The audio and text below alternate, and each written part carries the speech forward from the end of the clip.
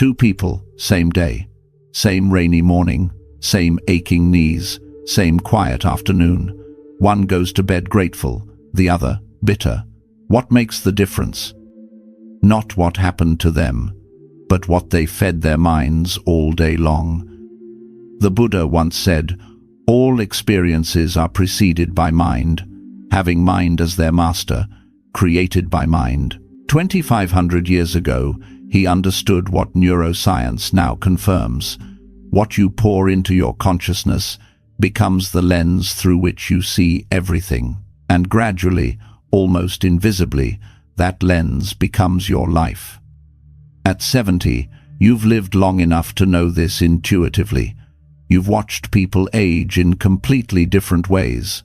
Some grow lighter with the years, softer, more at peace. Others harden, carrying decades of accumulated grievance like stones in their pockets. The difference isn't luck, it's not circumstance, it's the daily practice of what they chose to feed their minds. Today, I want to walk with you through 7 Buddhist truths about training your mind to see the good in life, not through denial or pretending pain doesn't exist, but through understanding that suffering and peace both arise from the same source, the quality of attention we bring to each moment. This isn't about positive thinking or forcing yourself to smile through difficulty. It's about something much deeper, learning to cultivate your inner garden with the same care a farmer tends their fields, because what you plant in consciousness, you will harvest in experience. There's a Buddhist parable about 2 monks walking through the forest. They come to a river where a young woman stands, afraid to cross. The older monk immediately lifts her onto his shoulders, carries her across, and sets her down gently on the other side. The monks continue walking in silence. After several hours, the younger monk can't contain himself any longer. "We are not supposed to touch women," he says sharply. "Why did you carry her?" The older monk looks at him with gentle eyes. "I set her down hours ago at the riverbank. Why are you still carrying her?" This is the first truth. Thoughts are seeds, and what we plant grows. Every thought you entertain, every image you replay in your mind, every story you tell yourself, these are not idle mental events. They are seeds being planted in the soil of consciousness. Some seeds grow into forests of peace, others into thickets of suffering. The Buddha taught this with stark clarity. In the very first verses of the Dhammapada, he explained that if we speak or act with an impure mind, one clouded by resentment, fear, or clinging, suffering follows us like a cartwheel follows the ox. But if we speak or act with a pure mind, one rooted in clarity and kindness, happiness follows like our own shadow, never leaving us. You've probably experienced this yourself. Think of a morning when you woke up replaying an old argument in your mind. Maybe it was something your son said last week that bothered you. You lie there in bed, rehearsing what you should have said, building your case, feeling the righteous anger rise. And what happens? The whole day takes on that color. Your coffee tastes bitter. Traffic feels more frustrating. Even a kind word from a neighbor somehow grates on you. Why? Because you planted seeds of resentment the moment you woke up, and now they're sprouting everywhere you look. But compare that to a morning when you wake up and, instead, bring to mind something you're grateful for. The fact that you can still see the sunrise, that your body, despite its aches, still carries you, that you have a home, warmth, another day to be alive. When you plant those seeds first thing in the morning, notice how differently the day unfolds. The same traffic, the same aching knees, but somehow there's more spaciousness, more lightness. I once knew a woman named Dorothy, 76, who practiced this with remarkable discipline. Every morning, before even getting out of bed, she would place her hand on her heart and say 3 things she was grateful for. Not grand things, often just, "I can breathe," "I slept through the night," "My daughter is healthy." She told me that in her 30s and 40s, she had been what she called professionally miserable, always finding something wrong, always anxious about the future. But after her husband passed away when she was 62, something shifted. She realized she had a choice about what she thought about first thing each day. And slowly, over years, her entire experience of life transformed. Same circumstances, living alone, limited income, aging body, but completely different experience, because she changed what she planted in her mind each morning. This is the essence of Buddhist mental cultivation. The Buddha understood that the mind is not fixed. It is trainable, malleable, like a garden that can be cultivated, or a river whose course can be gently redirected. The technical Buddhist term for this is bhavana cultivation, or development of the mind. It's not about suppressing thoughts or pretending difficult emotions don't exist. It's about becoming conscious of what seeds we're planting and choosing, again and again, to plant seeds of wisdom rather than seeds of suffering. But here's what makes this practice so powerful. The seeds you plant don't just affect your mood. They shape your actions. Your actions shape your habits. Your habits shape your character, and your character shapes your destiny. The Buddha said, "Whatever a person frequently thinks and ponders upon, that will become the inclination of their mind. You become what you practice thinking." So the question becomes urgent, especially at this stage of life.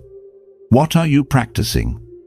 When you sit in silence, where does your mind naturally wander? If it wanders toward resentment, you're practicing resentment. If it wanders toward fear, you're practicing fear. But if you gently guide it toward gratitude, toward kindness, toward the beauty still present in your life, you're practicing freedom. This brings us to the second truth, which the Buddha taught with equal clarity. Guard the doors of your senses. What you allow into your consciousness matters enormously. In Buddhism, we speak of the 6 sense doors: eyes, ears, nose, tongue, body, and mind. These are the gateways through which the world enters us. And just as you wouldn't leave the door to your home wide open for anyone to wander in, you must be thoughtful about what you allow through these doors. Think about it this way. What are you watching each day? If you spend hours watching news filled with violence, scandal, and fear, that becomes the content of your mind. If you scroll through social media seeing endless images of what others have that you don't, that plants seeds of comparison and lack. If the conversations you engage in are primarily complaints and gossip, your mind marinates in negativity, not because there's anything wrong with you, but because that's what you're feeding it. There's a Zen teaching that says, the garden of your mind is watered by what you give your attention to. Every image you see, every word you hear, every environment you place yourself in, these water certain seeds and starve others. If you water seeds of anxiety by constantly consuming alarming news, those seeds will flourish. If you water seeds of envy by comparing yourself to others, those will grow wild. But if you water seeds of peace by choosing carefully what you expose yourself to, your inner garden transforms. I met a man named Arthur at a meditation retreat, 81 years old, who shared something that stayed with me. He said that for most of his life, he was what he called a news addict. He would wake up, turn on the television, and spend the first hour of his day absorbing every tragedy, every conflict, every catastrophe from around the world. He thought this made him informed, responsible, engaged. But what he slowly realized was that it was making him anxious, angry, and afraid. The world was no more dangerous than before, but his experience of it was saturated with threat. At 75, he made a radical decision. He stopped watching the news entirely for 3 months, not because he didn't care about the world, but because he wanted to know what his natural state of mind was without that constant input. And what he discovered astonished him. Without the daily deluge of violence and fear, his mind settled into a quietness he hadn't felt in decades. He slept better. His relationships improved. He found himself noticing beauty again, a bird at the feeder, the way light fell through the window. The world was still the same, but his experience of it had completely transformed because he changed what he was feeding his mind. This doesn't mean burying your head in the sand. It means being strategic about what you consume. The Buddha taught right effort, the practice of guarding against unwholesome thoughts and cultivating wholesome ones. This requires vigilance, not in a tense way, but in a caring way. Like a gardener who gently removes weeds before they overtake the garden, you must gently redirect your attention away from what disturbs your peace and toward what nourishes it. What does this look like practically? It means perhaps limiting your news consumption to once a day rather than continuously. It means choosing what you read carefully. Does this book, this article, this content leave you feeling more peaceful or more agitated? It means noticing what conversations drain you and which ones uplift you, and having the courage to protect your energy by engaging in the latter more often. It also means being mindful of your physical environment. Are you surrounding yourself with beauty or clutter, with quiet or constant noise? The Buddha himself sought out peaceful environments for meditation, understanding that our surroundings profoundly influence our mental state. You might not be able to move to a mountain monastery, but you can create small sanctuaries of peace in your own home, a corner with a comfortable chair and soft light, a small garden, or even a potted plant you tend to. These become refuges where your mind can rest and restore. But guarding the sense doors isn't only about what you avoid, it's equally about what you intentionally invite in. If you want a mind that sees beauty, feed it beauty. Read poetry. Listen to music that moves you. Spend time in nature. Surround yourself with people whose presence makes you feel more alive, not less. These aren't luxuries, they're essential nutrients for a healthy mind. This brings us directly to the third truth. Break free from autopilot thinking. Most of our suffering comes not from what's happening, but from unconscious, habitual reactions we learned long ago. Have you ever driven somewhere and arrived with no memory of the journey, or eaten a meal without tasting it? This is what Buddhists call mindlessness, moving through life on automatic pilot, not truly present, not truly aware.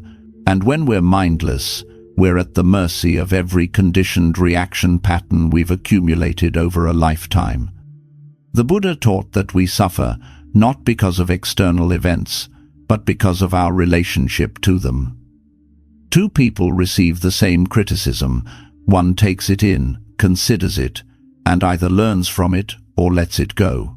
The other person spirals into shame or rage for days. Same event, completely different experience. The difference is not in the criticism itself, but in the conditioned patterns of response. These patterns form early and run deep. Perhaps you learned as a child that criticism means you're not good enough, so now even mild feedback triggers that old wound. Or you learned that showing vulnerability is dangerous, so you've spent decades armoring yourself, and now intimacy feels impossible. These aren't character flaws. They're simply old software running in the background, directing your responses without your conscious awareness. The Buddhist practice of mindfulness, what's called sati in Pali, is the antidote. Mindfulness means bringing conscious awareness to what's happening in this moment, both externally and internally. When you practice mindfulness, you begin to notice the gap between stimulus and response. Someone says something sharp, and instead of immediately reacting, you feel the sensation in your body, the tightening in your chest, the heat rising in your face. You notice the thought arising, "How dare they?" And in that noticing, there's a pause, a space, And in that space, choice becomes possible. There's a Buddhist parable about a man who was shot by a poison arrow. The Buddha asked, would this man refuse to have the arrow removed until he knew who shot it, what caste they belonged to, what kind of wood the arrow was made from? Of course not. He would remove the arrow immediately. Yet we spend so much of our lives obsessing over who wronged us, why they did it, what it means about us. We leave the arrow in, examining it from every angle, while the poison spreads. Mindfulness is the practice of removing the arrow. It's saying, this hurts, this is suffering, what do I need right now? Not who is to blame, or why did this happen to me, but simply, how do I respond to this moment with wisdom rather than reacting from old wounds? I knew a man named Robert, 73, who had spent decades in a bitter estrangement from his brother. The rift started over something so small, neither could remember exactly what it was. But each interaction became an opportunity to prove the other wrong, to hold on to righteous anger. Robert described it as a kind of addiction. He would replay conversations in his mind, building his case, feeling both miserable and somehow justified in that misery. Then Robert started practicing mindfulness meditation. Nothing fancy, just sitting quietly each morning, watching his breath, noticing his thoughts without getting caught in them.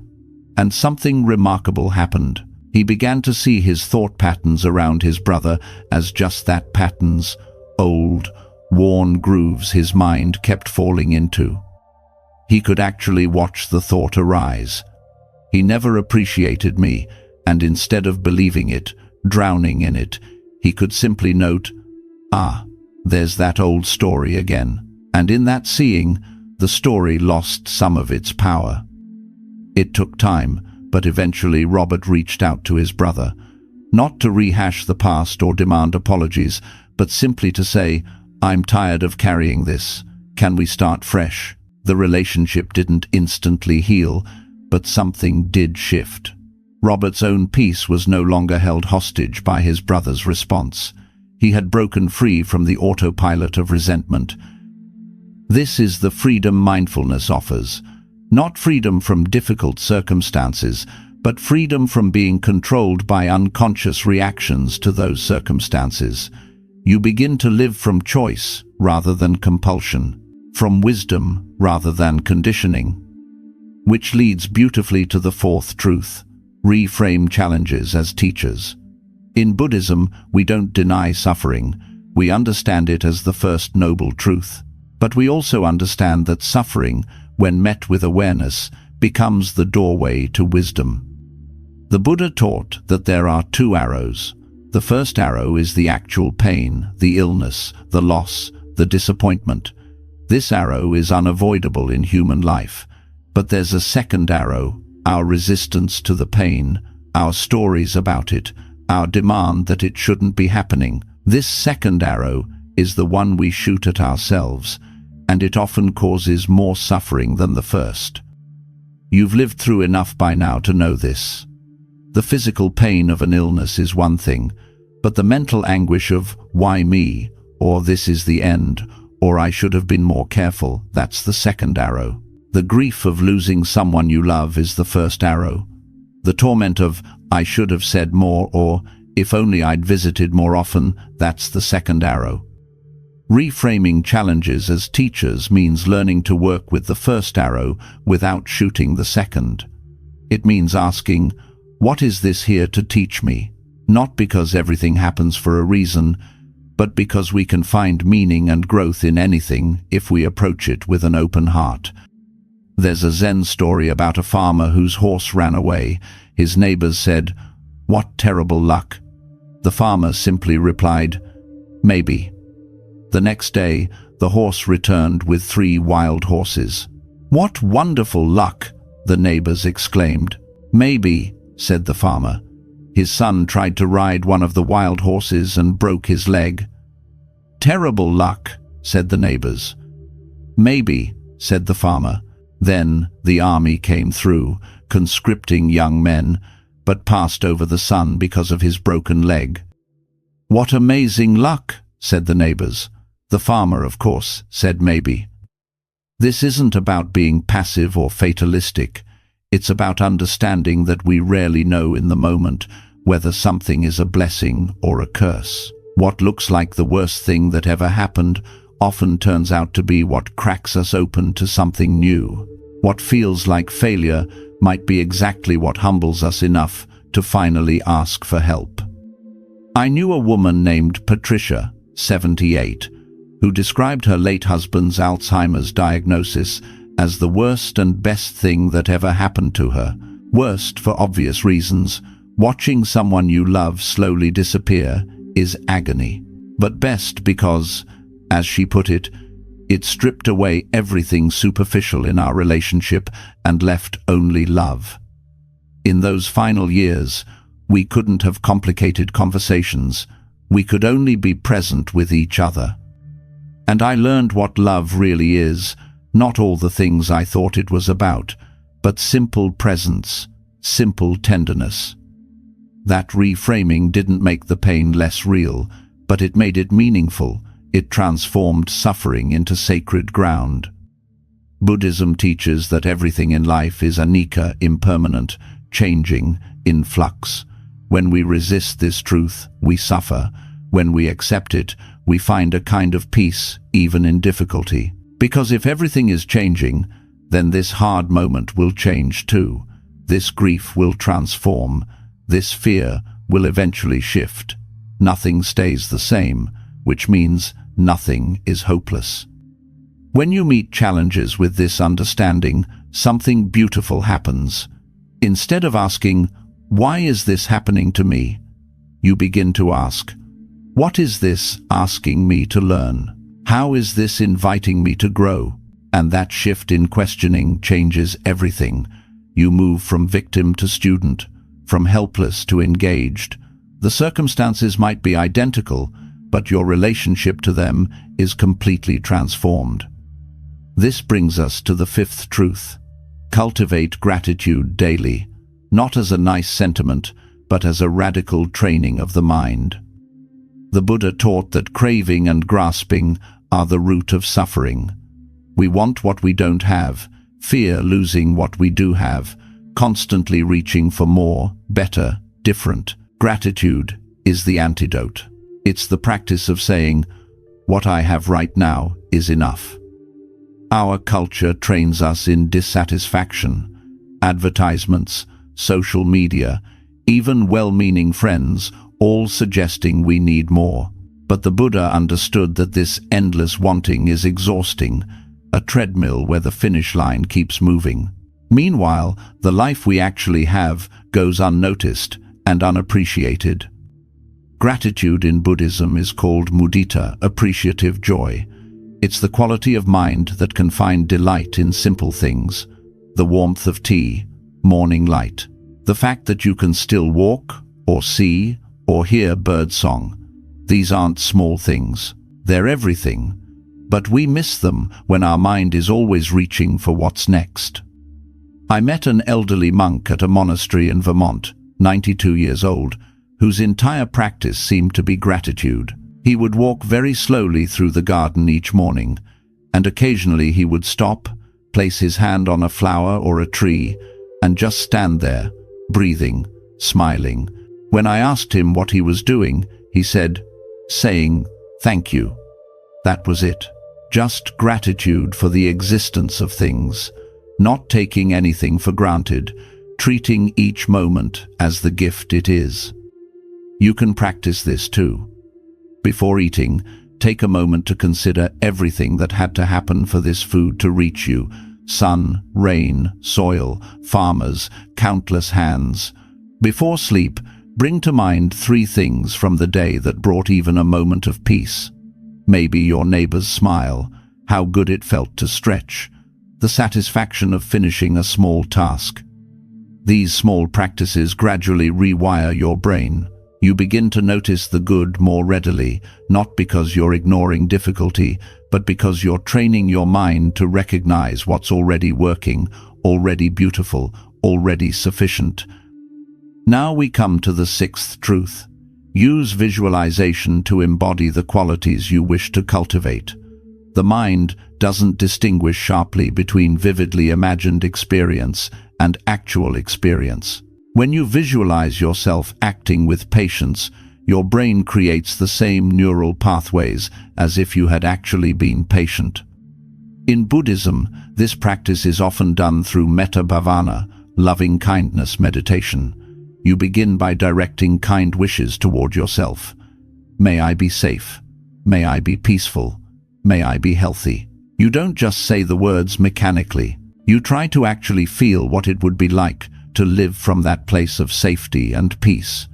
You imagine your face softening, your shoulders relaxing, your heart opening. Then you extend those wishes to others first, someone you love, then someone neutral, then even someone difficult. May you be safe. May you be peaceful. You try to feel it, not just think it. You're training your mind in a new possibility.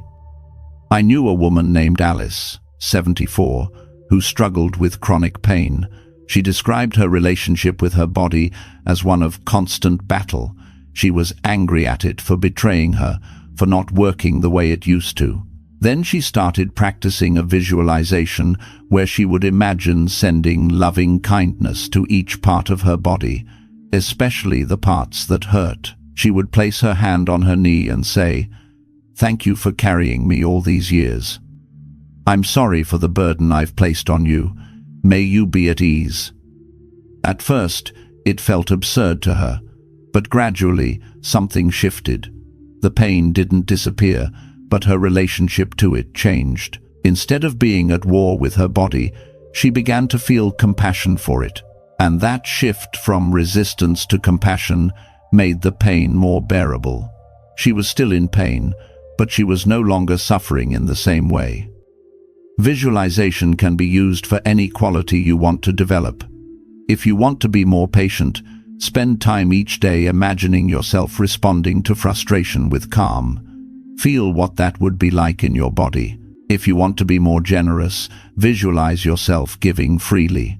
If you want to be more forgiving, imagine releasing old grudges, feeling the lightness of that release.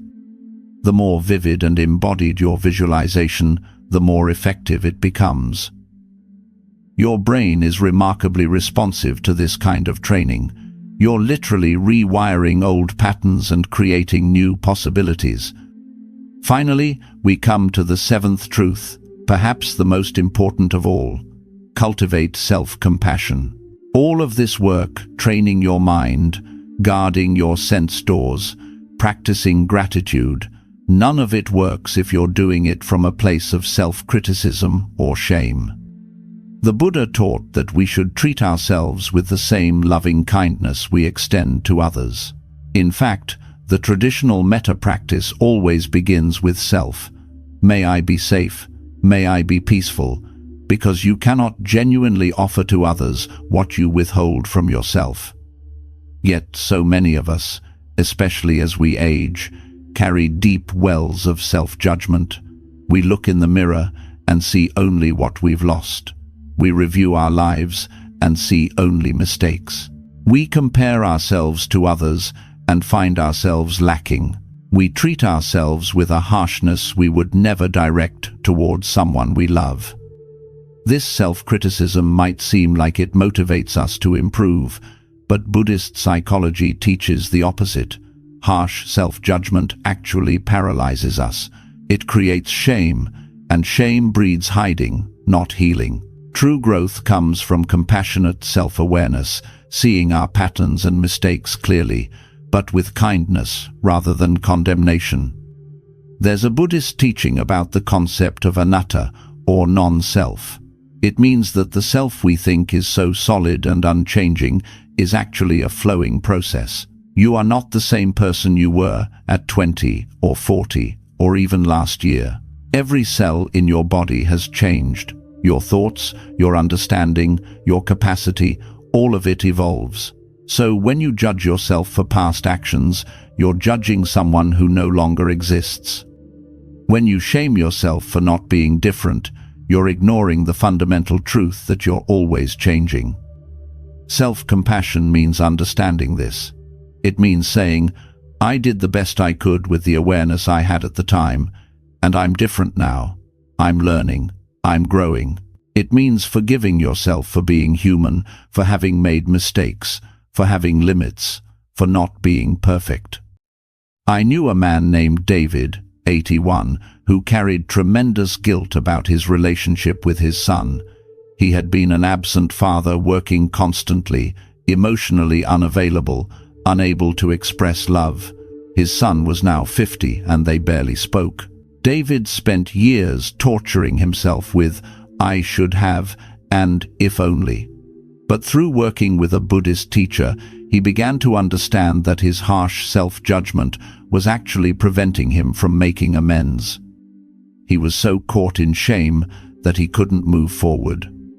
When he finally learned to extend compassion to himself, to that younger man who was so lost, who didn't know how to be a father, he found the courage to reach out to his son, not with excuses, but with honest acknowledgement and love.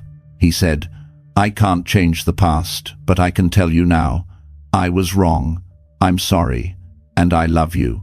The relationship didn't heal overnight, but it began to heal. And that became possible only when David stopped punishing himself and started treating himself with compassion. Self-compassion also means being gentle with yourself in this very practice of mental training. You will forget. You will slip back into old patterns. You will have days when you plant seeds of resentment instead of gratitude, when you react unconsciously instead of responding with awareness. This is not failure. This is being human. The Buddha taught that enlightenment is not a single moment of arrival, but a gradual path of awakening. You don't become perfect. You become more aware, more kind, more free. And that happens slowly, through patient, compassionate effort, one moment at a time, one breath at a time, one choice at a time. So when you notice yourself slipping into negativity or judgment, don't add a second layer of judgment on top of it. Simply notice, I'm thinking this way again, and gently, with kindness, redirect, like guiding a small child, not with harsh correction, but with patient, loving redirection. This is the practice. This is the path. What we've explored together are 7 facets of one practice, the cultivation of a mind that sees clearly and chooses wisely.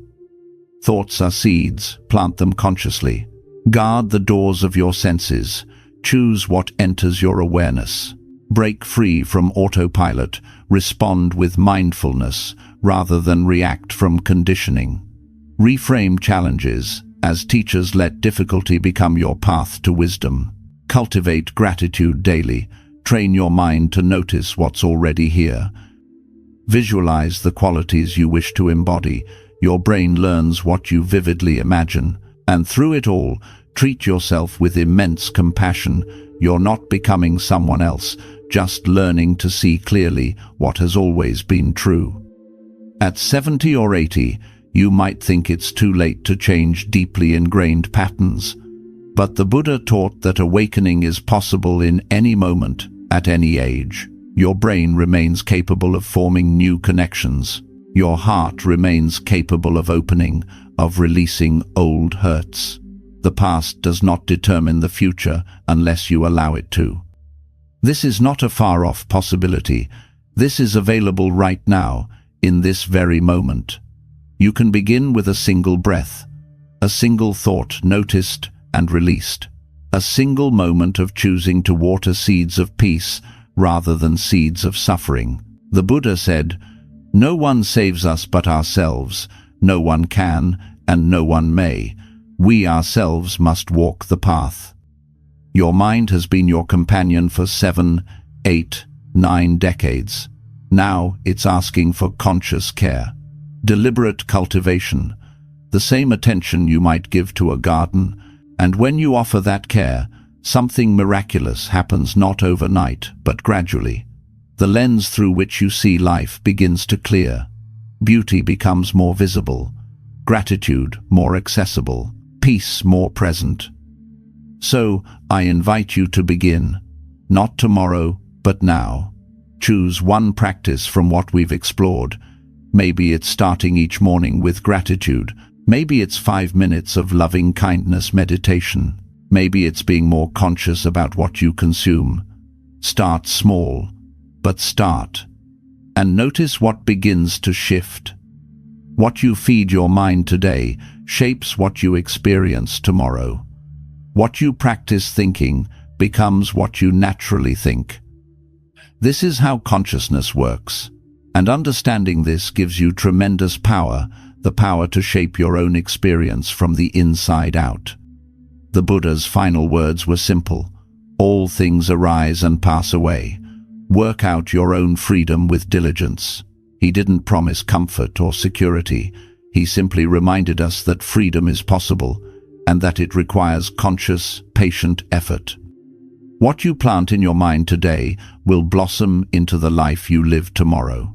May you walk this path with courage, with kindness, and with the deep understanding that peace is possible, that freedom is available, and that it begins, always, with this moment, this breath, this choice.